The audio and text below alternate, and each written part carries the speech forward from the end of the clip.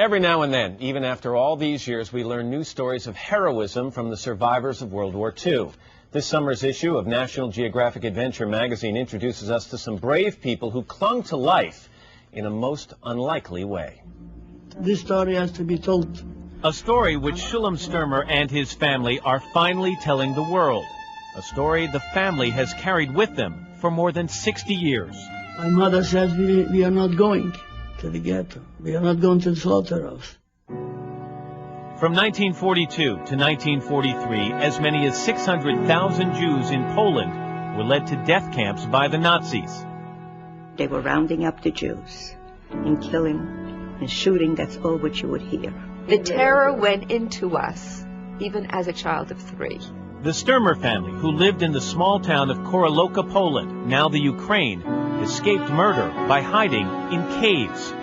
Just miles from their home, they searched nearby fields for a hole to crawl into. And on an October night in 1942, they did just that. Often covered in mud, with no light and little water, they lived for months below ground until they were discovered by the Germans.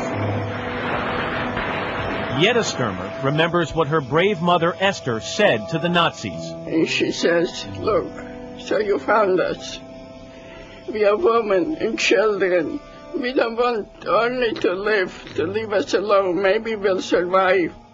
As their mother spoke, almost everyone in the family was able to escape what would have been certain death. The Sturmers hid in the countryside for nearly 6 weeks until they found a second hiding place. 38 people from 5 families found one of the largest caves in the world, called the Priest's Grotto.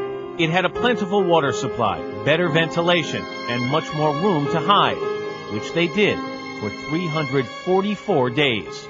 We crawled in and we made corridors, and we dug out for every family, like a room with a bed. Esther Sturmer was the matriarch who ran life in the cave. She had the will and the courage. No one was like her. Nissel, the oldest brother, was a liaison to the outside world. He led men and boys out at night every few weeks to gather food and firewood from neighboring farms and forests. Everyone had a job as they withstood extreme conditions, sensory deprivation, hunger, and fear.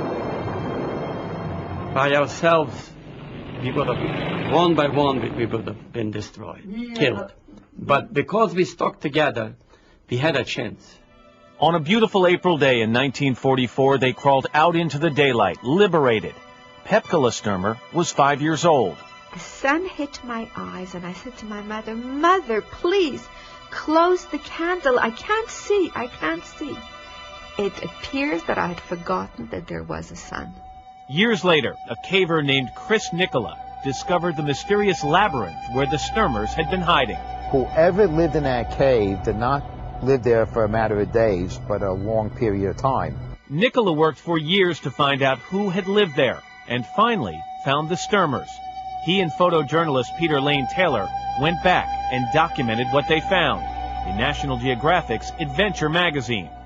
I don't believe it. Now, the Sturmers have twice gone back to see where they were. Their mother, Esther, wrote a book about their ordeal before she died, and the family story, rich in detailed memories, lives on. We were set up there so good. I looked around and I see, hey, here's my father, my mother, my brother, everybody is here. When I was inside, I felt optimistic. I used to think. They say family is what saved them, and family is still what matters most. This is their story. And I just look around and I say, what a nice family. It was worth to fight to survive.